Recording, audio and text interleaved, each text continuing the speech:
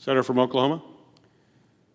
Mr. President, Senator Inhofe and I, and this body, has just passed by voice vote a resolution recognizing the 100th anniversary of the 1921 Tulsa Race Massacre. It's a significant resolution, not only to be able to call out what happened that terrible time in 1921, but to also recognize the 13 black towns that still remain in Oklahoma.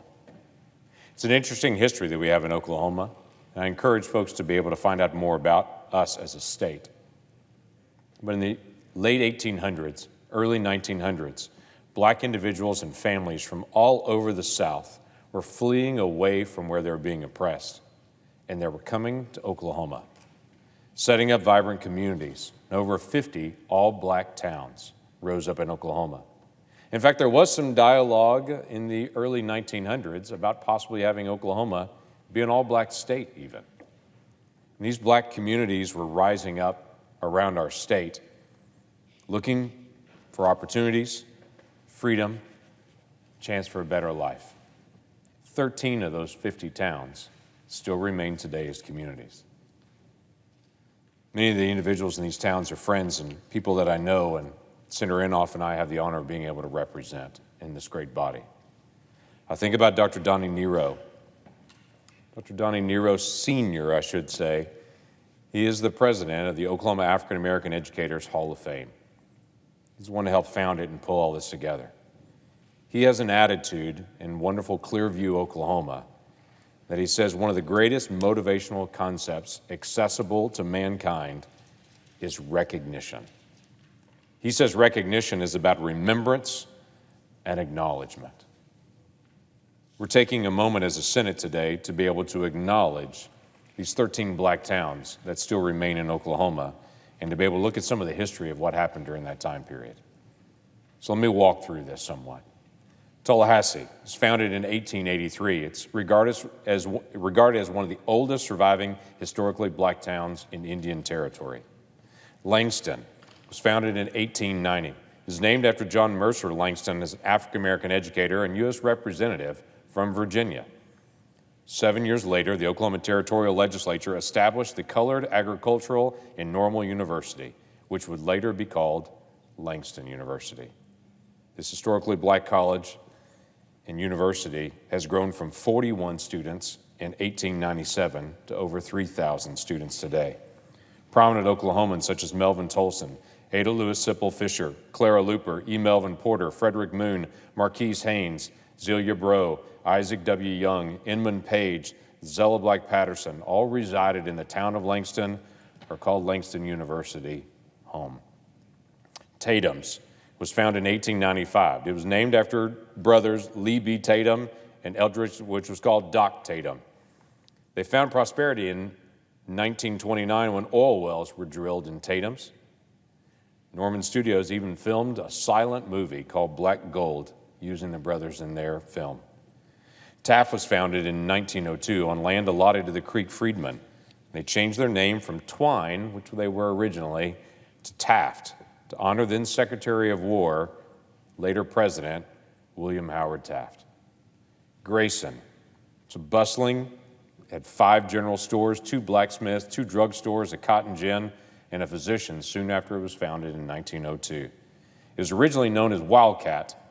It was changed in 1909 to honor the Creek chief, George W. Grayson.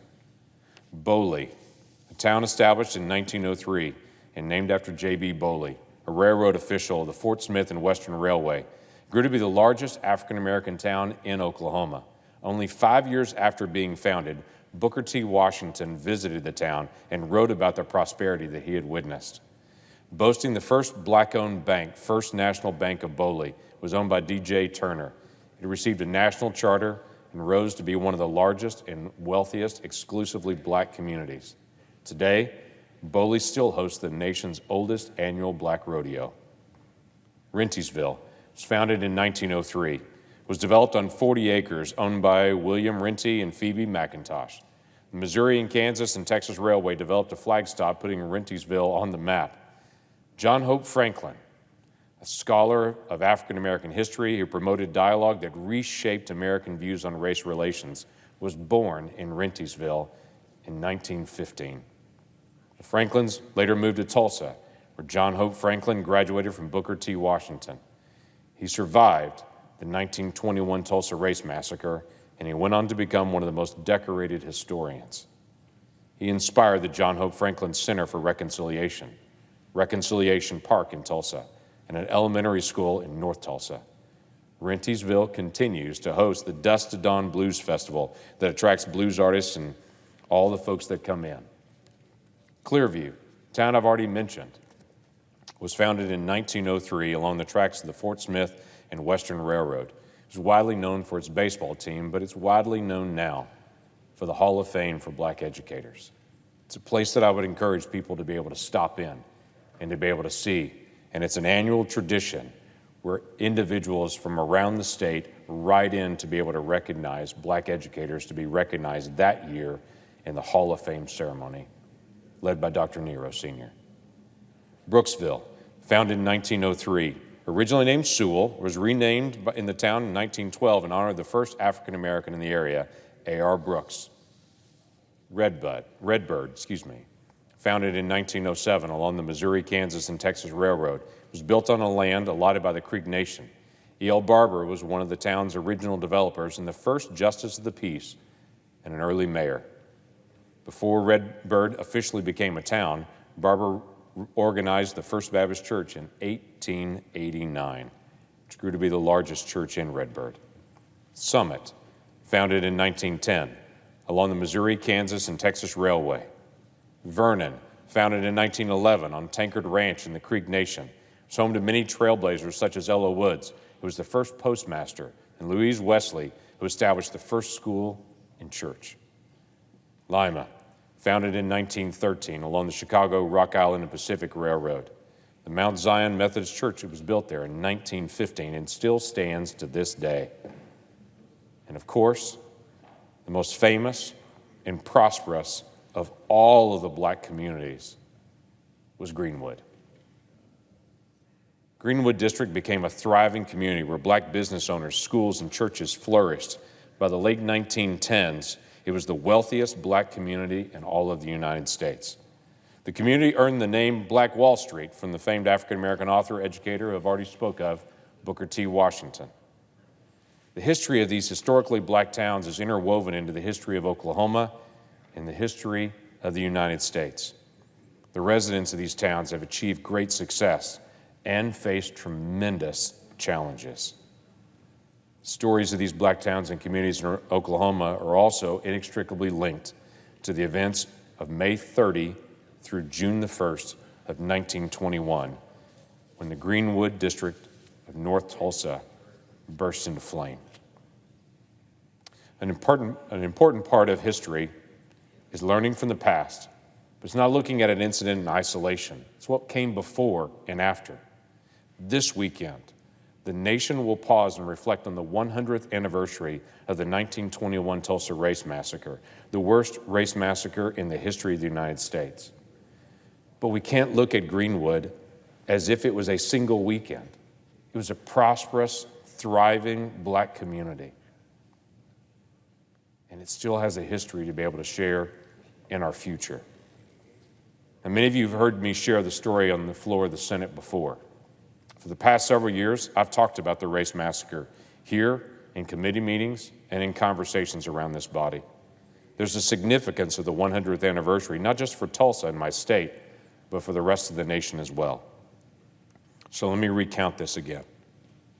On May the 30th, 1921, a young Black man named Dick Rowland was in downtown Tulsa. He entered the Drexel building to use the only bathroom in the area that was available for Black people to be able to use in downtown Tulsa. An incident occurred in the elevator between Dick Rowland and Sarah Page, who was the elevator operator, and Sarah Page screamed. We really don't know what happened there, but as the doors opened, she screamed. The police did an investigation, and the next day, they went to Dick Rowland and they detained him at the Tulsa Police Department for questioning before moving him to the Tulsa courthouse to be able to be confined. On May the 31st, 1921, the Tulsa Tribune released a sensationalist story claiming that a young Black man had attacked a white girl in an elevator in the Drexel building. That story and long simmering tensions in the city led to a large group of white individuals surrounding the courthouse to demand that Dick Rowland be released so that he could be lynched. A group of black men traveled to the courthouse to help defend Dick Rowland from the angry mob, many of them veterans from World War I who had served honorably there. After a scuffle at the downtown Tulsa courthouse, white rioters pursued the men back to the Greenwood district, and the violence escalated dramatically. Literally, as the violence increased, white rioters that really became a mob were deputized to be able to go down and handle the issues in Greenwood. They gathered firearms as they ran the few blocks from central downtown Tulsa into Greenwood, just north of Tulsa. Houses and businesses were burned and looted throughout the Greenwood district, and the attacks lasted well into the night and well into the next day before being quelled by the Oklahoma City National Guard. In less than 24 hours, 35 city blocks were destroyed by fires. 6,000 African-American individuals were detained. Up to 300 lives were lost. Out of the 23 churches that were located in the Greenwood area prior to the 1921 massacre, only 13 of the churches survived, and only 3 churches were able to be rebuilt after being destroyed: Paradise Baptist Church, Mount Zion Baptist Church, and Vernon AME Church. It was a horrific day. And 100 years later, the residents and businesses in the Greenwood district still carry on the legacy of resilience and determination. For the past few years, I've been working to tell this story. For some, even some Oklahomans, it's a story that they had not heard before.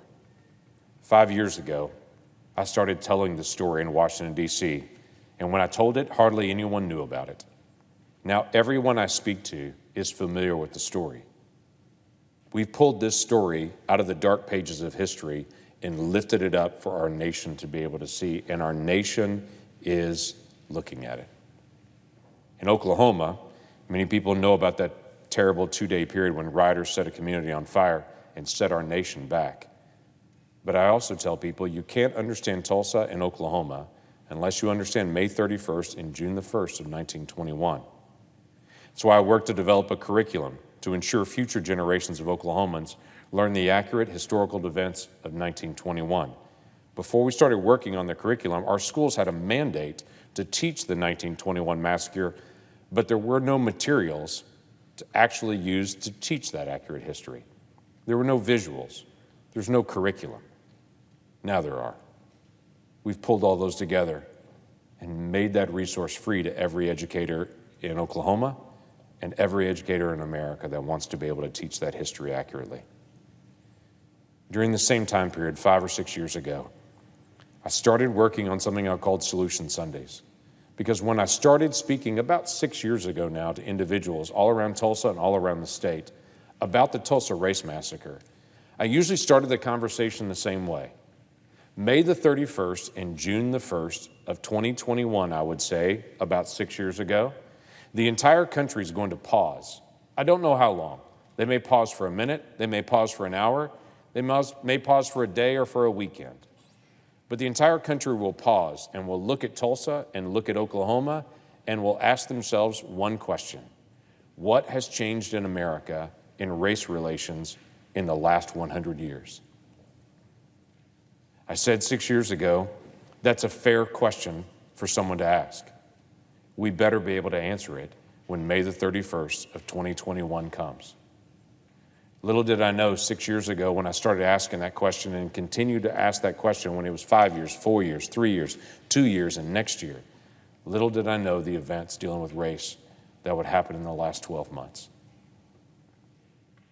And the awakening the nation really has had to what is still left undone in the issue of race in America. I started something about 6 years ago. At the same time I started asking about what would we say, I started challenging families with something I called Solution Sundays. It's a simple idea, quite frankly. I would just ask people that I would encounter of all races, of all backgrounds, a simple question: has your family ever invited a family of another race to your home for dinner? I thought it was simple until when I'd ask people, I would get the same answer back. I would ask people, has your family ever invited a family of another race to your home for dinner? And the most common answer I got back was, I have friends of another race. To which I would always smile and say, that's not what I asked. I asked, has your family ever invited a family of another race to your home for dinner? And what I found in my state was most individuals of every race all answered it the same way. That's never happened in my house. So I would ask them a simple question. A national conversation about race is not something that happens on TV. A national conversation on race happens at our dinner tables with our families. We should not expect that the nation will speak on race when our families are not. And the best way for our families and to show our kids that this is normal conversation is to have a family over of another race to sit around the table. What I like to say to people is, we'll never get all the issues of race on the table until we get our feet under the same table and just talk and just get to know each other as friends.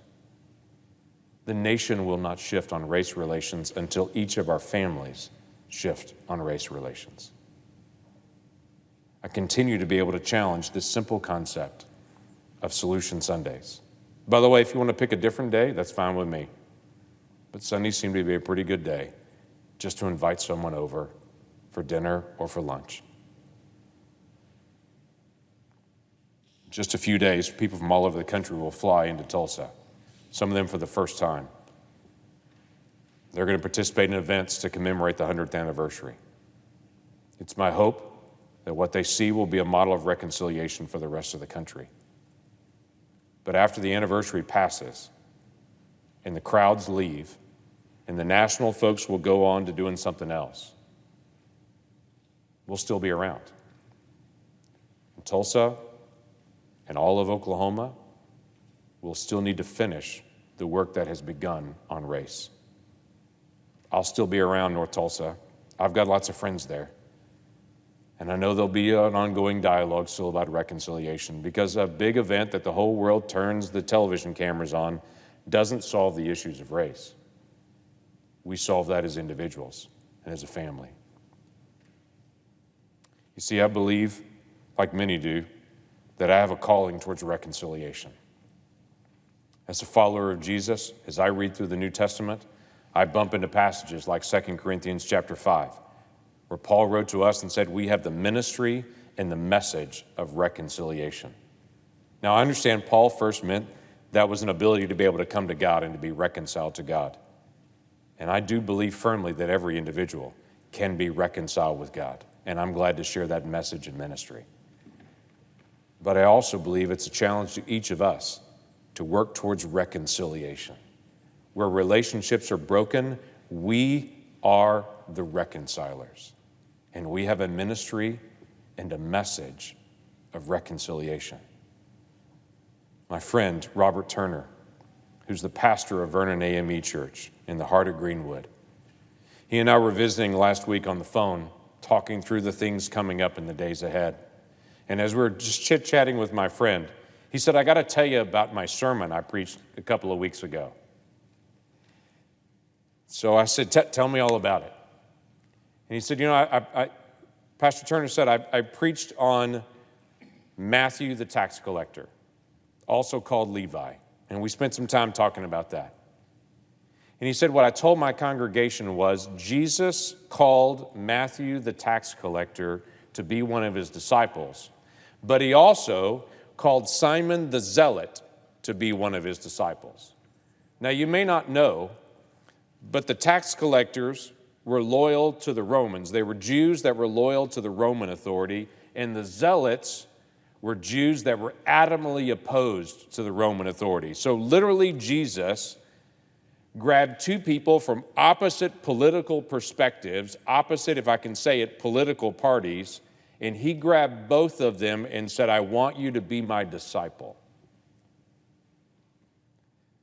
And Pastor Turner said, there's a lot that we can learn from Jesus. Beginning with Jesus said, everyone's welcome from every political perspective to come and follow him.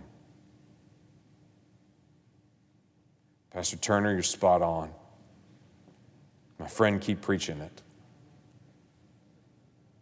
But excuse me for noticing, Jesus is the one who set the example, and he called all of us to be able to follow it.